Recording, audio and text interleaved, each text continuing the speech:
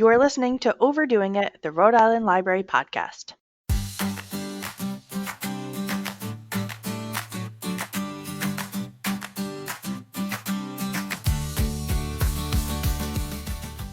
Hello, and welcome to another episode of Overdoing It, where our team of library workers dish about their latest reads, views, and passions alongside fascinating conversations with local luminaries. I'm your host, Emily Goodman from the Office of Library and Information Services. My pronouns are she, her. Let's dive in and discover who our guests are today. My name is Karen Leahy, and I am the Community Learning Center Coordinator at the South Kingston Public Library. My name is Siobhan Egan, and I am the Community Engagement Librarian here at Barrington Public Library. A little bit later in our show, we're going to talk to Karen and Siobhan about an upcoming statewide reading challenge available to the public. But first, let's dive in, as we always do, with what have you been reading?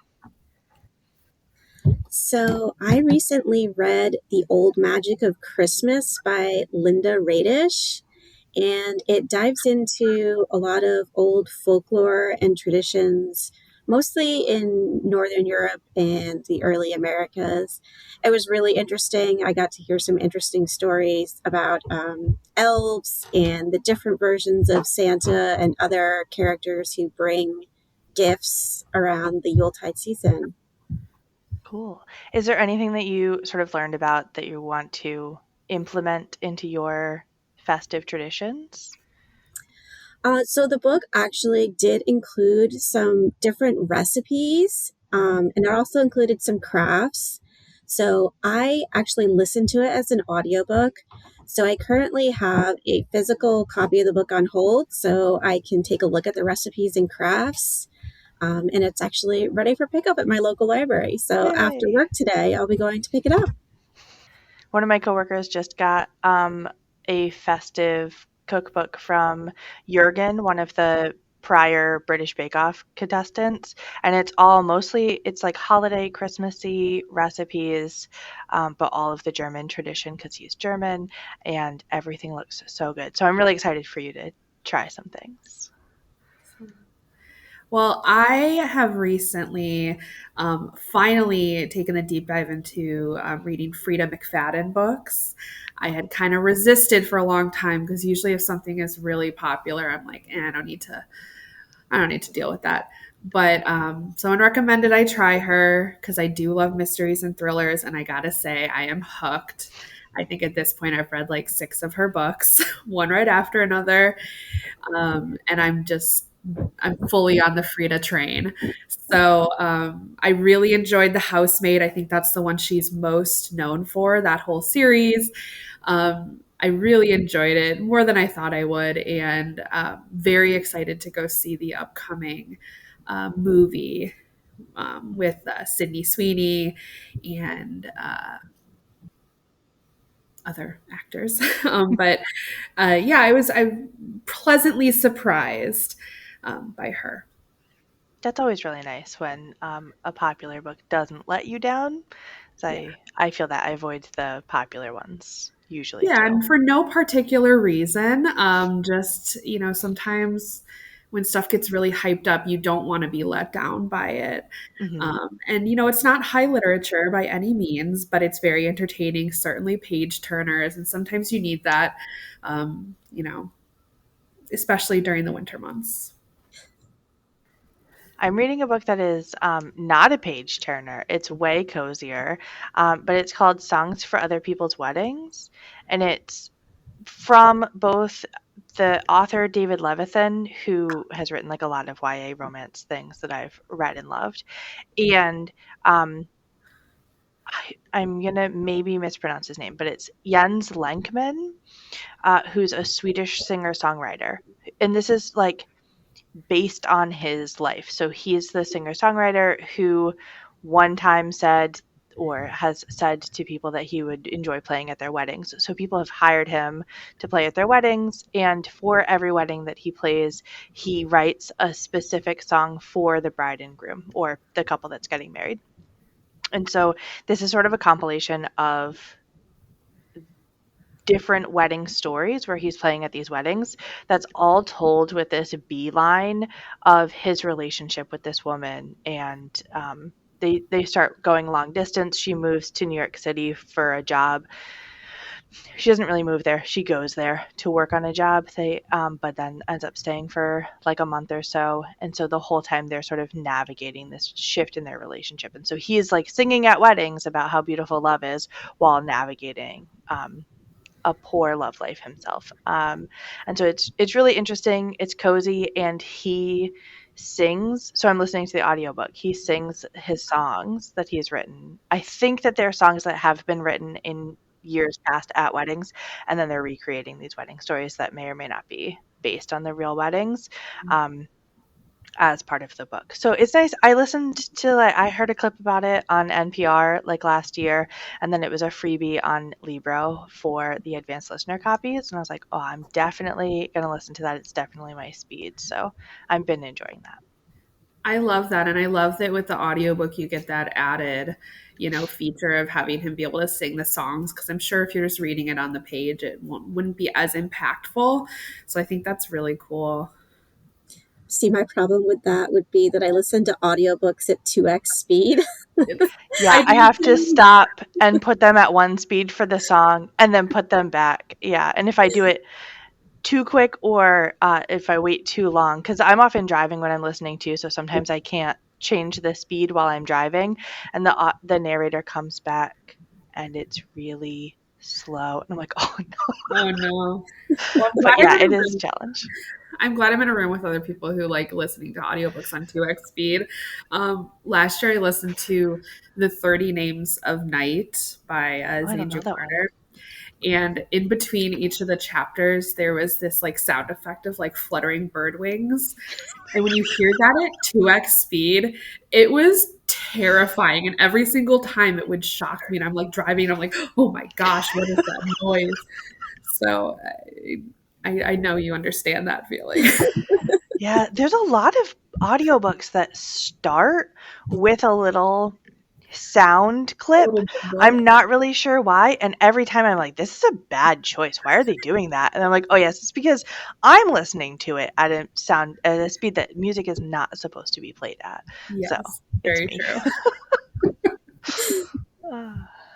So what have you each been watching recently? I actually don't watch a lot. We don't have cable at home. We do have a bunch of streaming services. She's kind of off it now, but there was a period in which I watched K-pop Demon Hunters like every day. But luckily my daughter has gotten over that, and we're not doing that every day anymore.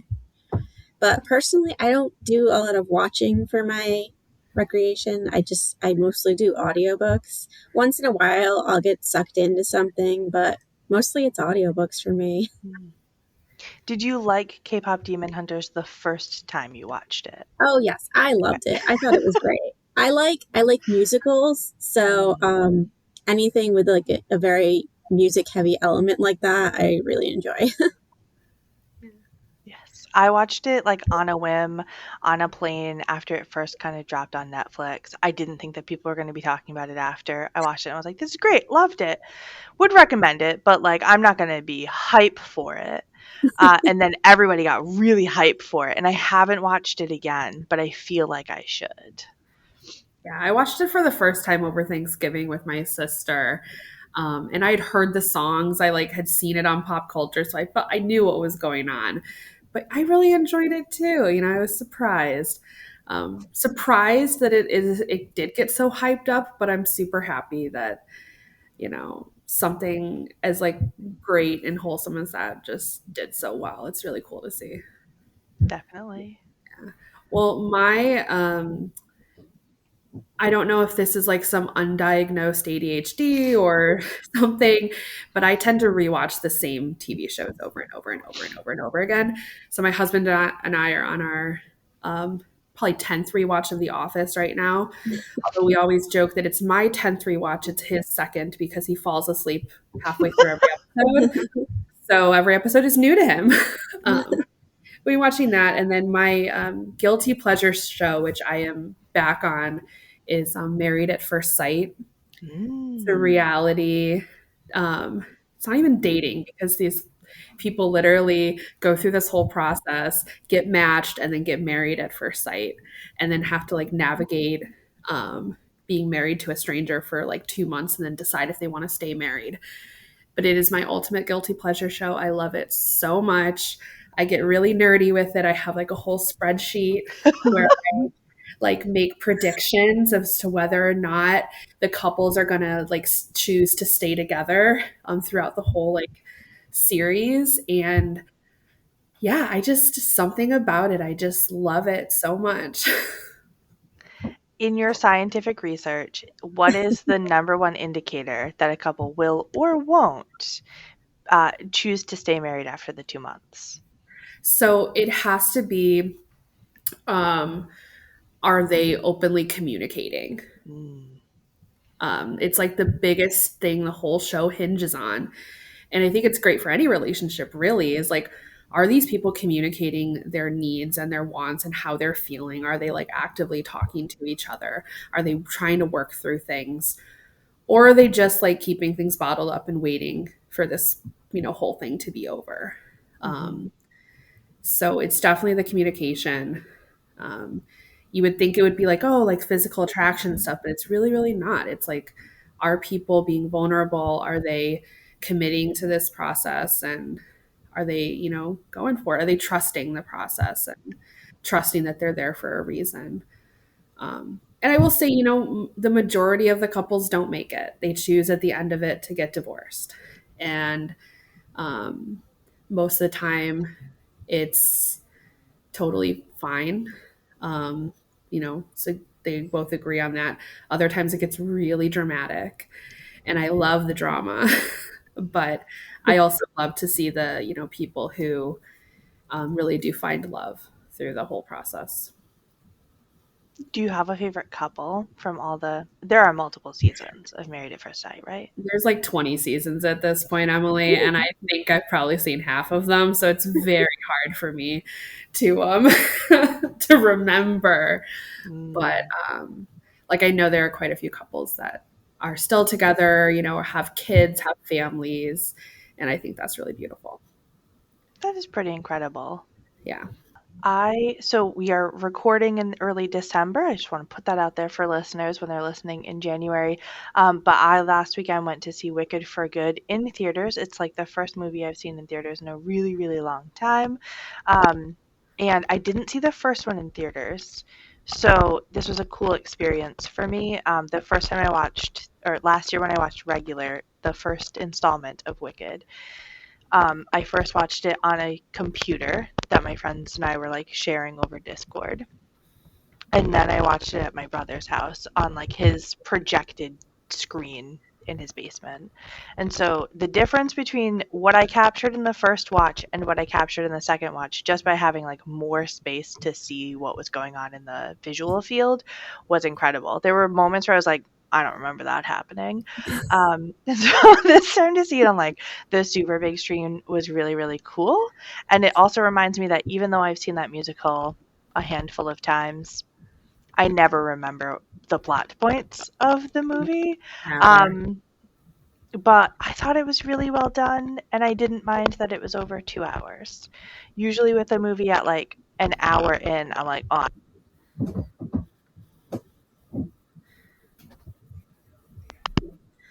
I for think you cut fans. out, Emily. Oh Yeah, we no. lost your audio for a second there. Okay.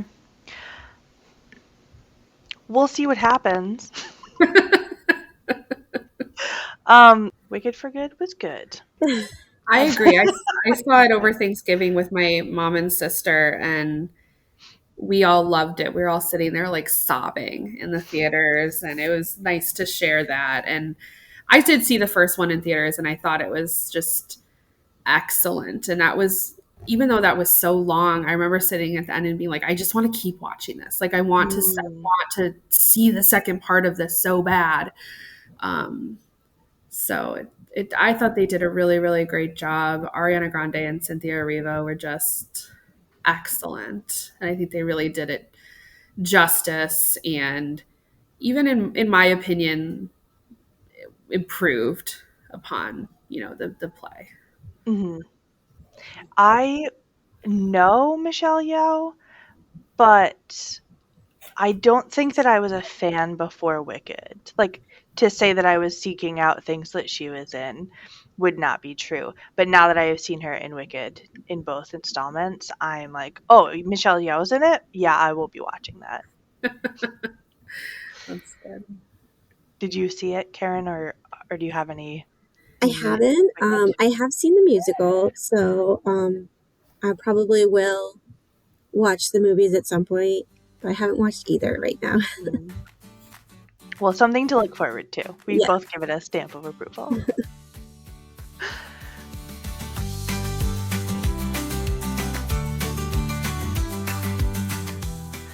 All right, so we can transition now into our main chapter where we're going to talk about the statewide reading challenge coming on February 1st to libraries around the state. So first, can one of you tell us a little bit about what is it and how can people participate? Sure. So the Rhode Island Winter Reading Challenge is a winter reading challenge in which we're encouraging people just to read a little bit every day in the month of February. So it can be as little as 5 minutes or as much as you want. We're just trying to build that habit of reading a little bit every day and, have something to look forward to in one of the colder, snowier months. Patrons can look forward to signing up for the challenge through their local library. There will be a link on their website or through some of their other media or bookmarks, which will lead them to our tracking site, which is called Beanstack, where they'll be able to set up a quick account and then just be able to log their reading. Great. And for people who have participated maybe in a summer reading program before at their local library, how is this similar? How is this different? So it depends on how your summer reading program is set up. So a lot of summer reading programs are heavily focused on children, trying to bridge that summer reading gap between school being out.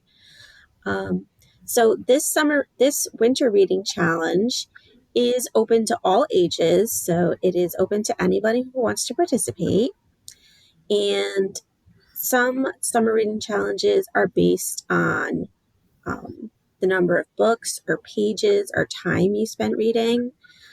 This is really just based on just, committing to reading a little bit every day. So there isn't really a difference between reading for 5 minutes or reading for an hour. We just want everyone to read a little bit every day. Or you can read a lot, but all you have to read is a little bit. Are there prizes that people can win for There are participating? prizes.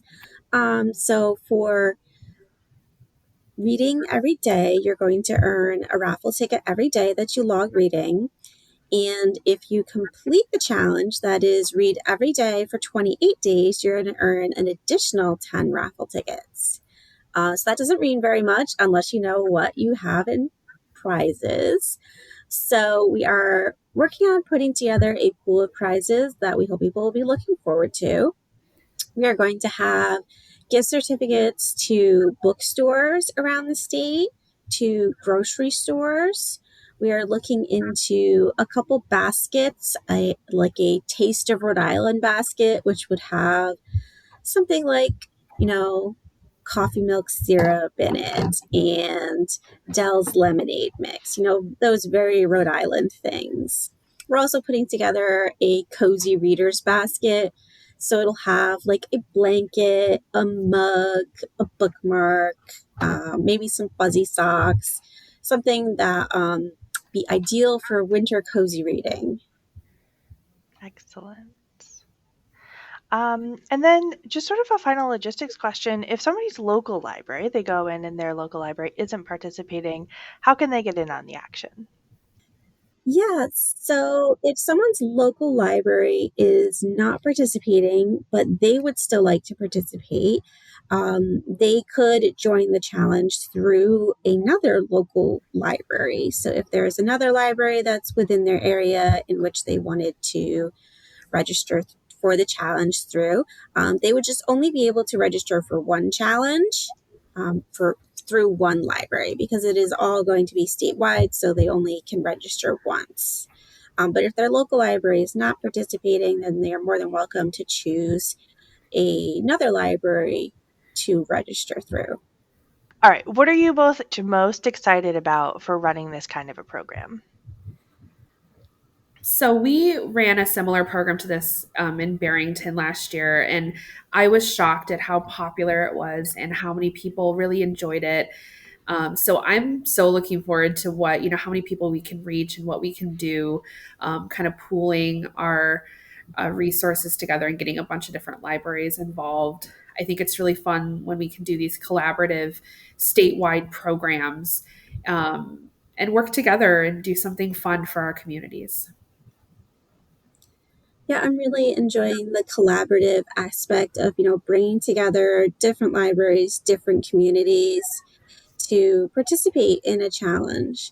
And I think sometimes we get a little, run down after the holiday season, and it's hard to have other things to look forward to in those, the very snowy, cold months. So I think this will be a nice way to, get people thinking about different books they want to read and, maybe asking other people what they're reading. I love that. And people could go visit, there's lots of bookstores and libraries and organizations that are running silent book clubs.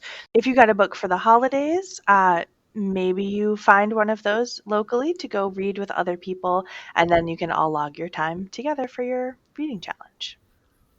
And we definitely encourage people to join the challenge together, whether that's joining as a family or joining as a group of friends. It's something that you can all do together and really enjoy reading together, enjoy logging together. If you've never used Beanstack before, it's a really easy either website or app you can use on your phone. It makes logging fun. You earn cool badges, and like we've talked about, the tickets, and it just really gamifies that reading every day. So we hope people will really enjoy that and have that be a motivating factor for them, um, getting into reading again. So this idea came about from the two of you and a group of librarians that work together in this state. And so I'm curious if there's any other statewide programming, if people really like that, any other ideas that maybe you're thinking about, would like to see happen, or just like pie in the sky, big dream statewide programming that you'd like to see happen. Well, I know we definitely would like to see this program can become an annual event. If we can make this, as regular as the summer reading program, where we every year can encourage people to participate in this winter reading challenge as much as we have everyone who regularly expects to come and do a summer reading challenge. As for other challenges, we have to see how this one goes first. I do love that Rhode Island is such a small state, but with lots of people who are interested in books and reading.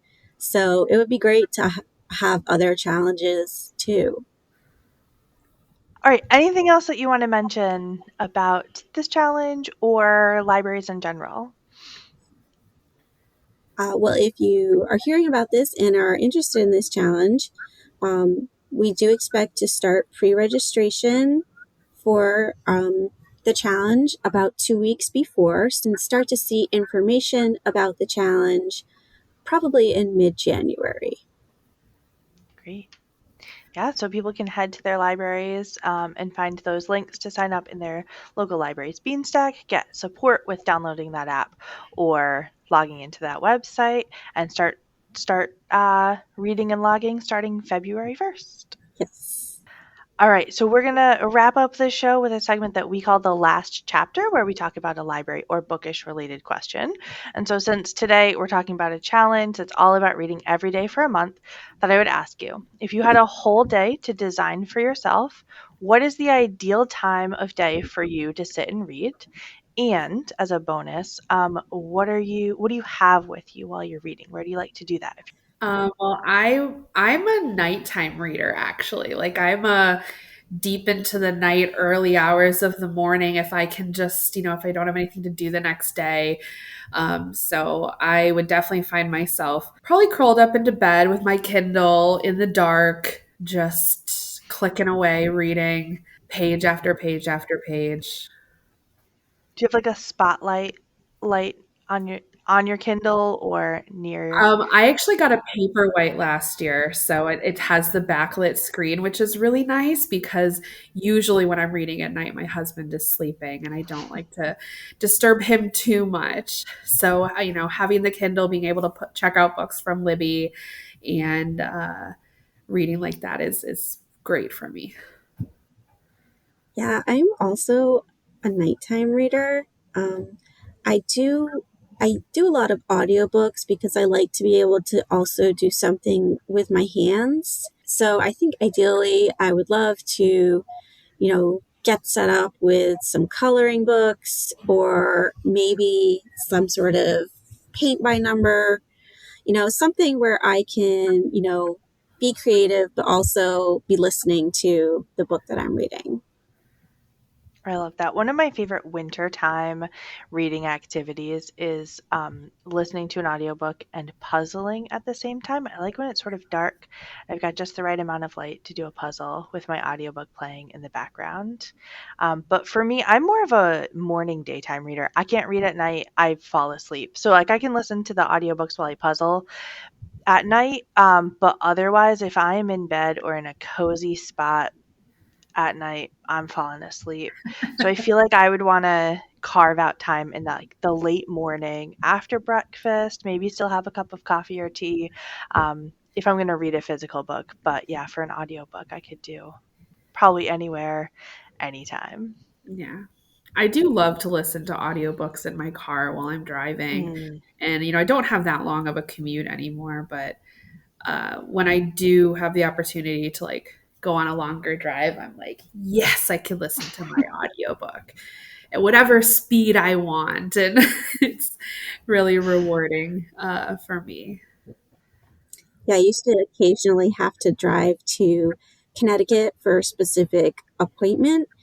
And every time I'd be like, all right, I got to make sure I have a really good audiobook because I got an hour to drive.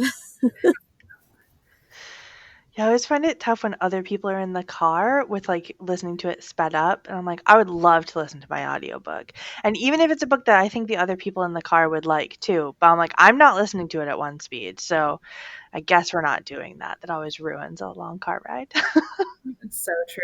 I remember this was years ago, before I went to library school, before I knew about Libby, I got the book on CDs of Stephen King's It. And you can bet I listened to every single all 44 hours of that at 1x speed and had to change CDs. The labor of love that was. And now I look at how easy it is for me to just speed read books. But man, I think back to that time and I'm like, the the fact that I did that, I'm very impressed with myself. I'm impressed with everybody who went through this season of listening to books on CD in a car while driving, because when that CD ends, man, it's not like a music CD you can just let keep going. You got to like feel around for the right next disc while your eyes are still on the road and feed it in because you're like, oh, I got to get to the next part. So Yes. I'm really glad that we have phones now that have the whole thing all at once.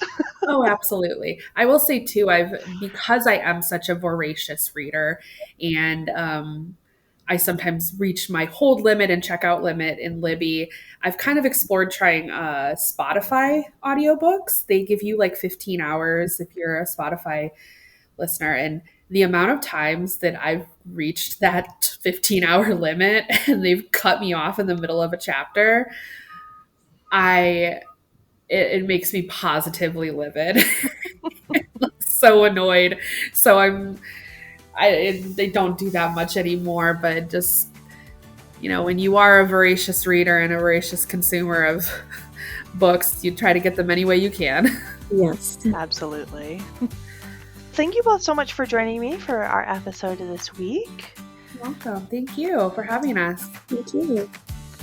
And thanks everyone for listening. If you'd like to respond to the last chapter question and tell us your favorite time of day to read, you can reach out to the show at overdoingitpod@gmail.com or find us on Instagram at overdoingitpod. If you enjoyed today's episode, please share it with a friend and rate and review us on Apple Podcasts or Spotify to help us reach more Rhode Islanders. Overdoing It is proud to be a resident partner of the Rhode Island Center for the Book and is brought to you by library staff and community members all around the Ocean State. The project has been funded in part by the Rhode Island Office of Library and Information Services. Thanks again for listening. This has been another episode of Overdoing It, the Rhode Island Library Podcast. We are overdoing it, but you're doing just fine.